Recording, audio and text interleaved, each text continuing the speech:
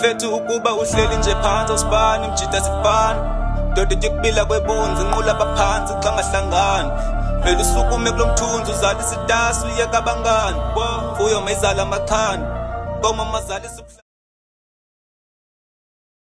Ubukeli bethu ndanamkela ke kwakhona ke ndiphinde ndabuya ke kwisivezi ukhono TV ndimntamnani akhona ke ngelokusabela andiyamndodwa ke namhlanje ke ndihamba nendwendwe lethu elizawuthi lizazise ukuba ngubani waphi siswam ndiyakwamkela kule nkqubo ethi sivezi ukhono ndingathanda ke ukuba uzazise kubabukeli bethu. Molweni babukeli igama lam ndingudeketso ifana yam ndingusikhamane ndisuka kwelaseMafletsha ngohlala ndihlala apha eKapa eStellenbosch. Okay, siyakwamkela sisi kwisivezi ukhono TV. Okokuqala ke phambi koba ndiyiqale le nkqubo ndithi mandikwamkele as presenter yesivezi ukhono TV. Kudala sihamba kule ndlela sihamba imost kakhulu sidibana neartist siyaqala ufumana umuntu onjengawe ozosixelela ngestory sakhe. Ezibasi sikubizile phofu ndikucelile kule nkqubo ukuba okay uzovela. So ababukeli bethu bangathanda bayazi ukuba usisidiyekezo uze ngantoni na. Oh okay ke babukeli basevezi ukhono TV. Into endize ngayo apha ndiyintombazana eyafumana i-rape ngo-2006. Then lo rape ndiye ndayifumana lo muntu ebendirape ebengandirape once bendirapha kanintsi then end up ndifumana i-HIV. I-HIV yam ndiye ndazifumana njani uba ndinayo ndiye ndakacaba kunzima ukuya etoilet xa ndisiya ngasese kuba nzima then ke ngoku ndayiswa eclinic eMafletsha then eclinic ndanikwa ke ngoku ipilisi kwachaza ubana ndiretshiwe but ke mna ndabe ndiyifihla ke ebazalini ndisithi nditye umhlaba lo ndityileyo that's why ndisokola ukuya ngasese. Yeah, so ke ngoku ndiye ndaba HIV kwakunzima ukuyamkela i-HIV. Eyona into endibulala yileyo uba ndithi ndi-HIV ndimncinci kangaka ngalaa xesha inoba ndandina 16 years kwakunzima kakhulu ukuyamkela. Ndalantuza apha ndiyeka nesikolo ndandifunda u7 ngelo xesha ugrade 9 ndayeka isikolo ndaba yintombazana ehleliyo ndandingekho right even nalapha ingqondo yam engasebenzi kakuhle because ixesha elininzi ndandine-anger. I think i-anger yam from kulaa nto ye-rape ndandine-anger ndandingafuni nobabona abantu kwindawo ndikuyo uziqonde nangasahlala nasekhaya ndandihlala noba kuphi na apho ndihlala khona. So ke ndifuna ukuthi kuba ndiye ndabona abantu abaninzi kwindawo ndihlala kuyo apha eKapa ulutsha ulutsha bayasweleka kakhulu abakwazi ukuyamkela into ye-HIV uba umuntu une-HIV.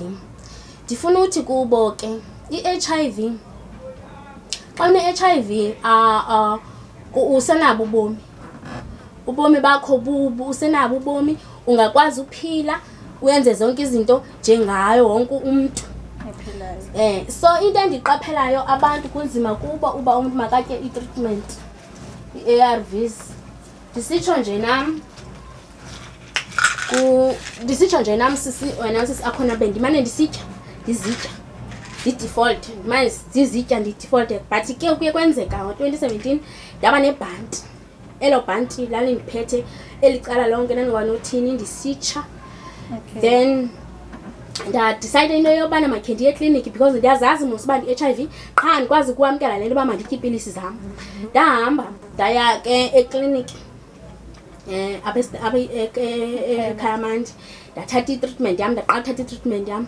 Azange kube kuhle ke nalapho because ndaye ndisoyika ukuya unesi zathi kuba unje uyeza namhlanje kuba uzibona unebhanti ndabe ndiqonda uba ke nyhani banyanisile bekumele bakudala and kwakudala ndi-default but from 2017 ndiye ndafunda kwelaa bhanti belindiphethe ampre ndisifa ndishiya abantwana bam ndafunda kulo ndahamba ndayothatha i-treatment yam.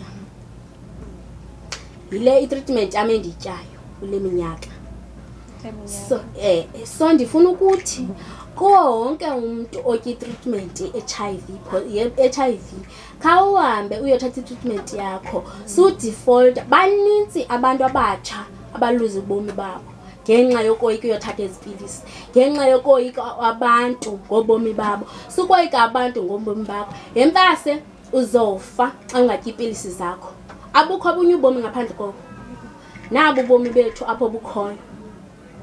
So ke nditshona kumntu onegative okanye wena mntu osazoyikisa ukuba mawuhambe uyotesta, khanihambe niyotesta, khanizikhuthaze nihambe niyotesta because i-HIV inzima, iyingozi kakhulu xa seyifikile kuwe. Uba i-CD4 count yakho iphantsi, uba nezifo ezininzi. Umzekelo i-TB isuka phaa kwi-HIV. If ilantuza yakho i-CD4 count yakho iphantsi, uba ne-TB, uba nesasifuba, si-end up esasifuba siba yi-TB, ube ne-TB.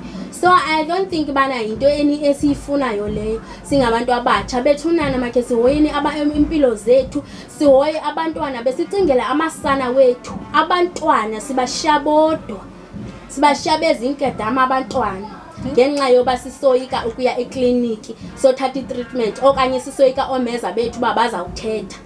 Wonke umuntu ndinethemba loba wonke umuntu une-treatment yakhe, nangona ke ngeyo eye-HIV, but ndinethemba loba umuntu une-treatment yakhe. So ingaske abantu babakhuthale bayothatha i-treatment. Mna ndingumntu omtsha ndiyanikhuthaza ubana hambani niyotya i-treatment. Umntu makaye ekliniki. Ingaba mhlawumbi njengoba utshilo ubusibekile isitori sakho, ingaba mhlawumbi umuntu owenza le nto is the part of the family? No, ngumntu wayeqashiwe phaya komnye umakhulu. Since ndaluza umama wam ndisemncinci, then ndadinga umuntu ohlala ndihamba ndihlala noba kuphi na, because ndanguloo mntu odinga umama akhe. So ke ngoku ndandimane ndisiya nje kwaloo makhulu ndivizitha, ndandingahlali khona. Ndandimane ndisiya ngamanye amaxesha ndigqiba iveki ndiphaya. So xa ndimane ndisela loo bhuti ukutya, yayingubhuti osemdala, ndimane ndimsela ukutya kulaa ronta wakhe, loo bhuti afumana ithuba loba makandibambe. So sister, kuyo yonke le nto emveni koba enzile zange mhlawumbi ukwazi uripota? Ingaba mhlawumbi nobhuti usaphila lowo? Khange ndikwazi uripota, but ndithe ngoku sendiphindele ezilalini ngo-2014 ndizama ukhangela loo bhuti, ndafika ukubana ubhuti kuthiwa watshaba. Akasekho nomakhulu lo ke naye wayesetshabile. So sister, unabantwana abangaphi? Ndinabantwana abathathu. So sister, njengokuba ubonakala ukuba uyimbokodo womelele, so wena uziva njani kule meko kuyo ukuba ude ube nabo abantwana? Because abanye abantu ababinalo nethemba lokuba mhlawumbi umntu angaba nomntana, omnye akabinalo nethemba lokuba mhlawumbi ukhona umuntu omthandayo angade abe nabo naye abantwana. Yeah, through i-situation bendikuyo ndaye ndaba naye umntana, ndaye ndatshata. So ke nakuloo mtshato khange ndilaste, kodwa ke ndaye ndabuya kuloo mtshato. So ndaba nabo abantwana bona. Okay sister, so ke ngoku xa sisiya apha ekhaya manje uqala uhlala nini? Apha ekhaya manje ndiqale uhlala 2017. Oko ubuqhubeka usitya i-treatment yakho? From 2017 ndiye ndaqhubeka natya i-treatment. Okay sister, njengoba ubutshilo ba wayeka esikolweni wahlala phansi, so emveni kwale minyaka yonke mhlawumbi khange uphinde ucingele uba ungade uphindele esikolweni ngenxa yale meko? Khange ndiphinde ndicinge, bendingacingi, ibingekho into bendiyicinga because ixesha elininzi into ye-rape yayindisebenza kakhulu. Njengokuba ngo-2022 ngosendisitya i-treatment indihleli le nto, ndizibone ndingathi ayikho into endiyiphilelayo, yabo. Because yayisithi umzekelo uba ndifumene umntu, ndiba ndinomntu, ndithi ndinomntu, once ndimbalisele ngento yobana ndi-HIV positive, uyandishiya loo mntu. So ndaqina uba okay, it's fine, like ndizibona ingathi andingomntu ekugqibeleni, yabo. So nalapho ndiye ndathatha ilantuza i-decision uba mandizibulale, ndathatha intambo ndazama ukuzixhoma ke ndazibulala. But ke ngoku ndithe ndingakakhabi nelo bhakethi bendizalikhaba, ndibe ndime kulo, kwabe kufika umntana wam lo mdala ona-16. Wabuza uba mama yintoni le yenzayo, then wabe ndisendikhulula ke ngoku qha andithethi ubana yintoni le ndikutheni ndisenza le nto but yona into ye-rape indisebenzile andifuna uxoka ihambile kakhulu nam ndiyayibona nalena i-HIV kuba besendiyamkela i-HIV kuba ndisendisitya i-treatment but eye-rape into bendingakwazi ukuyamkela and bendinenzondo nakoobhuti bam bendibazonda because ndandinabantu ethi bandiyeka ezilalini sendidibana nale nto njena kungenxa yoba bandishiya phaya so bekungekho lula. Uyavakala sister. So wena xa sisiya kweli cala lakho ingaba mhlawumbi loluphi uncedo olufunayo kakhulu like i-counselling or mhlawumbi khona i-program ofuna uyivula wena othanda mhlawumbi ungafumana kuyo i-support? Ikhona i-program endifuna uyivula ingaske because nyani like akubantu bendikhe ndadibana nabo kuba since bendikhupela post yam yokuqala abantu baye baba baninzi endibona baba kule meko efana nam. Abanye abakwazi ukuyamkela into yoba HIV, abanye bandibase into yobana hayi mna andikwazi because ndiyahlalisana yabo andikwazi uba mandihambe ndiyothatha i-treatment because ndiyahlalisana and le ndoda akho nto endixelela yona yabo so ndiyoyika laa nto ubani angandazi mhlawumbi angandishiya yabo so ingaske ndibe nayo ndifuna inkqubo yobana mna ndikwazi uku-encourage abantu ngohlobo loba umntu like umzekelo xa unepartner yakho ingase uyixelele ubana bhuti okanye sisi ndinengxaki enje ndiyagula because ayincedi into yobana uhlale ungatyi treatment yakho ube uhleli nalo mntu ungatyi treatment yakho ekugqibeleni uzoend up ugula ndithi so ke ngoku ayisenditsho andiyiboni into yoba ungahlala uzigcine le nto yobana mawungaziwa ubana wena upositive. Yeah, so into yoba positive isenditsho uba yinto ye-normal ngoku sendiyibona mna into ye-normal because nyani ke shem sincedwa ziipilisi because uba bekungekho iipilisi mhlawumbi nathi ngesafa khawucinge mna ngelaa xesha ndandiyifumene ngalo i-HIV ngelaa xesha yayibulala gqithi ngoma-2006 2007 ubona uba abantu bayasweleka nyhani and nomzekelo uba utya ngelo cephe umntu atya ngalo baye bengafuni abantu uba mabatye kuloo ndawo ubusitya kuyo because bebenalaa nto yobana wena u-HIV yabo unale nto. So ke ngoku kulula ngoku urhulumente uyasibonelela ngeepilisi uba masitye iipilisi za-free. Yile nto endifuna ukuthi mandicebise abantu abatsha nabantu abadala ke wonke umntu because i-HIV ingena nakubani na because omnye umntana uyakwazi uba makazalwe e-HIV umama wakhe amfihlele angamxeleli umntana ayozibona semdala ukuba u-HIV yayibo. So zinto ezinjalo into ndifuna ukubafundisa manditsho ubana u-HIV ayinanto ayinabungozi qha wena into ofuneka uyenze yitya treatment yakho ube right. Okay, sisidike ngoku ibhondi yakho yayinjani nefamily emveni kuba mhlawumbi waye wafind out uba u-HIV positive waye wabaxelela? Khange ndixelele namnye umntu inoba abanye babo bayaqala uyiva ngoku. Okay, abaphulaphuli abanamibuzo emaqhosheni? Alright, ndisimamele isitori sakho sisona sibuhlungu kakhulu. Lo mntu waye wakwenza le nto ingaba like uphi yena butshilo okanye wathi wasweleka. Okwesibini ndiyibulela mani into yoza kwiplatform yethu uzosichazela. I think baninzi abantu abazofunda lukhulu kakhulu because mna bendingayazi noba xa une-HIV iye ifikelele nakwezinye iindawo because uthi uye wanalo nebhanti. Yeah, so ingaba like i-symptoms zebhanti ziqala kanjani sisona? Mhlawumbi ukhona umntu ohleliyo phaa ekhaya ubukeleyo nje uba ungakho nje loo nto akhawuleza ayiphakamele ngoba ndakhe ndava kakhulu ngebhanti kuthiwa liyabulala stress. So ingaba ii-symptoms zebhanti zinjani sisona? Ndaqale ndaba namaqhakuva mna amancinci apha amapinki abuhlungu aqinile abuhlungu then ndanyamezela ayatshisa ke ashushu hayi ayatshisa ndanyamezela ke ndiba ndibe ndingayazi uba libhanti nam but ndithe ndisowubona esephuma amajunguza ke ngoku esiza labe lihamba lisiza ngapha ngasembonweni. Then ndabona uba kumele ndiye ekliniki ngoku and ndiphelelwa ngamandla. ndahamba ndaye ekliniki. Naxa ndifika ekliniki ndisachaza nje bathi libhanti. So bathi utya wavele wathi kuye la kumlasisi kumele uba utya i-treatment wena i-HIV awutyi i-treatment. Nandame sithi ndiyayitya qha ndikhe ndadefault. Babesithi ke na okay kumele uba utya i-treatment sakubuyisela kwi-treatment yakho. Alright, siswam ndiyakuva ukhala ngegama lo default. Like ngaba ngicela ukusicacisela kuthini udefault. Ukudefaulta kukuba uthatha iipilisi uphinde uziyeke, uphinde uzithathe uphinde uziyeke. Sorry ngaqhawula ingaba ke ngoku ine negative impact enjalo lento yoba uthatha uphinde uziyeke, uthatha uphinde uziyeke, ungazithathi like consistency.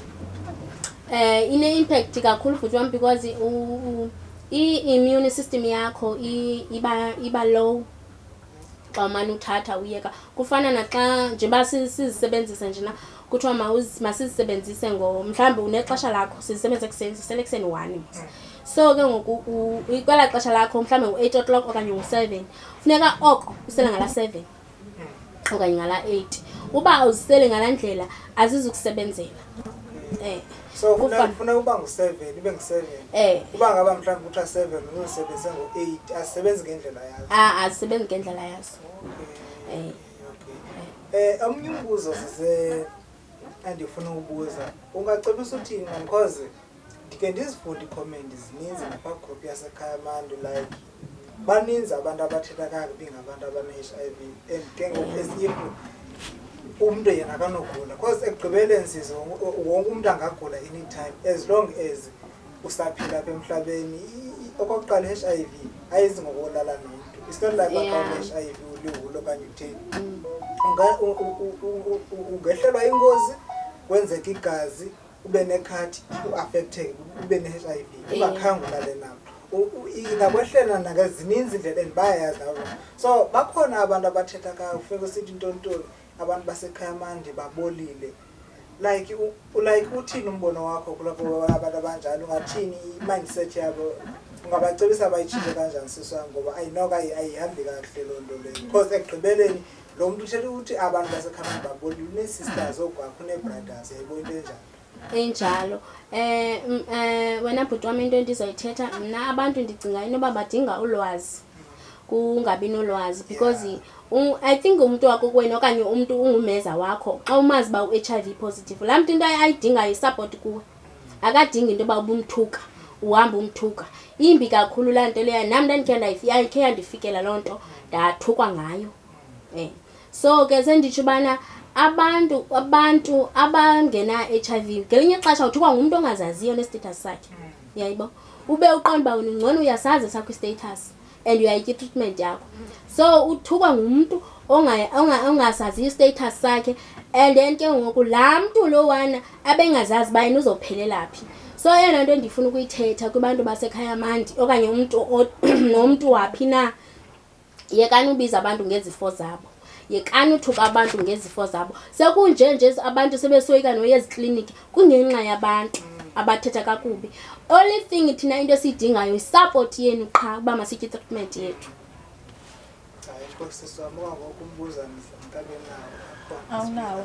So xa sisiya ke ngoku kwicala lakho ngaba mhlawumbi zikhona i-counselling obokhe wazifumana? Ikhona i-counselling bendikhe ndayifumana but andikhange ndiyigqibe because ndiye ndamva lo sisi ubana akathethi le nto mna ndiyithi ndiyivayo. Sentsho ngumntu uyifundele le nto akana-experience yayo uyifundele ne. Yeah, so akhange ndiyigqibe ke phakathi because ndandisiba nomsindo xa ndithetha naye ndimxelele into yobana sisi indlela le uthetha ngayo uyavakala uba uyifundele le nto awuyithethi le nto endiyithethayo. Okay sister, njengoba ubutshile uba ikhona iprogram ofuna uyivula, ingaba mhlawumbi lo program yakho ucinga uyivula nini, yeyiphi support oyifunayo kuyo, ufuna usebenza nabantu abanjani na? Kule program yami ndifuna ukuyivula okokuqala ndifuna ukusebenza nabantu aba-HIV, abantu abazoyi-understanda le meko sikuyo. And into yoba ndizoyivula nini mntase ndisakhangela indawo. Andikabikho sure kakuhle ngayo but ikhona indawo bendikhe ndayifumana kwenye ikritshi ngaphaya. so ke ngoku andike senjani kathethi into eqinileyo nomnikazi wayo yabo. Okay sister, ke ngoku ingaba ibond yakho nabantwana bakho injani? Ibhondi yam nabantwana bami yayimbi kakhulu, but ke ngoku abasekho bahlala ezilalini, ndihlala noyi-1 okhoyo apha. Yayimbi kakhulu, ndandingavani nabo kuba ndandine-enga. Ndihleli nje ndine-enga, ndiyakhathazeka, ndiyabathuka ngayo yonke into, uyabona. Ngakungekho mandi, ndide ndizibone nam uba bethunana abantwana bam ndiyabahlukumeza. Yabona, xa ndihleli ndedwa kodwa ndandingababonisi bona, ndandizibonakalisa xa ndindedwa, xa ndihleli ndedwa iphinde indibuyele laa nto. Nditsho ndithe Nkosi, abantwana bam ndiyabahlukumeza. Okay, ikhona nje umbuzo ovela, ingaba like usisi ukhona indawo asebenza kuyo, uba ikhona indawo asebenza kuyo, like injani i-treatment like kwi-staff sakho, kwelanto wakho ii-colleagues zakho? Kwindawo bendisebenza kuyo yenye yee-colleagues zam eyandibetha apha emsebenzini, yandithuka ngezifo zam. So abanye kodwa ke bona bebengenanto, but okwangoku andiphangeli. Abukeli bethu sisayivenkileni saphinde sibuye kwakhona. Abukeli bethu siphinde sabuya ke evenkileni ke. Sister, njengokuba besikade sincokola, ingaba ke ngoku mhlambi umuntu ongumama o-HIV positive angakwazi na ufumana abantwana aba-negative?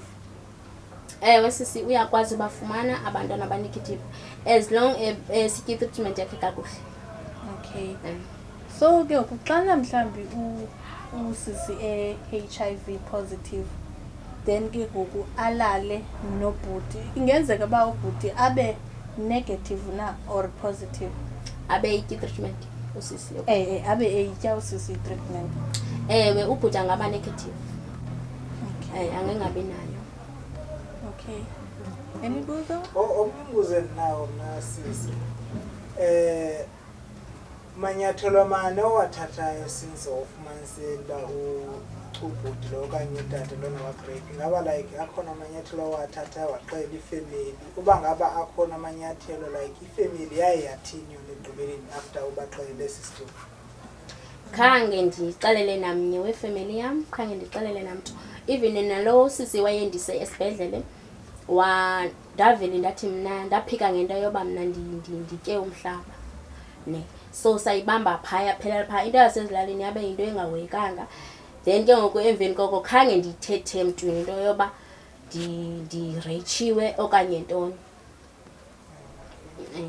Alright, ingaba i-support ibinjani ke ngoku like yebantwaneni bakho after be-find out uba une-HIV, uphila ne-HIV? Ingaba like i-support ibinjani kubantwana bakho okanye kwii-members zefemeli ezisurround you? Ii-members zam zefemeli yam akhona mnye umntu oyaziyo, but even abantwana bam azange ndabaxelela.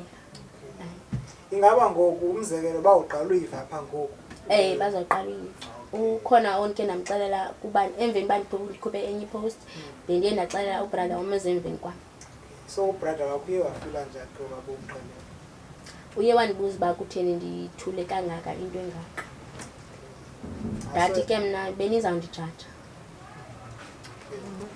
Yeah, so I feel like abantu abaninzi siswamayingowe, abantu abaninzi bayathula because boyika ujajwa. Iyapha ke kulaa nto bendikade ndiyithetha phambili, sithi abantu i-HIV bayitreata as if ingathi sesona sifo si-dangerous kunazo zonke, kodwa zikhona izifo ezi-dangerous kodwa i-HIV ziyabulala straight.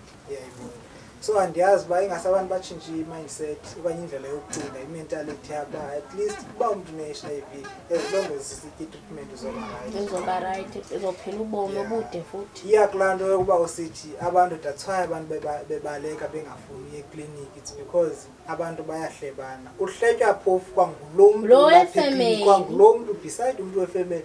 Uhamba umzekelo uzohamba uye ekliniki, uzohletywa kwangulo mntu lapha ekliniki ugulayo naye. Because umzekelo abantu abasekliniki bayagula, soze kaloku uye ekliniki uyothini ekliniki, yabo, uphinde uhletywe kwakulaa. So ingase abantu kum like bakhule nje mani, bakhule ngokucinga umuntu aqala ayiqiqi into before ayithethe aqala ayicingisise uba izongena kanjani komuntu because there is no need uba uhambe uyohlela ukuthi hayi ndibone ubani eklinikhi kanti ungenaphi yabo that's why abantu abaninzi be-end apha because asidalwa ngokufanayo abanye abantu baneentloni and ke ngoku abanye abantu iintloni zabo ziye zigqithise baye bangayicingeli life yabo because the moment uba neentloni zoyothatha ilanto kwi-treatment yakho ubulala life yakhe ekugqibeleni so yeah le nto enditshoyo ndithi esikakhulu ingase ndikhe ndikhuthaza abantu abangotata abantu abangotata bayalekisha kakhulu ukuthatha i-treatment abayifuni ikliniki abayihambi ikliniki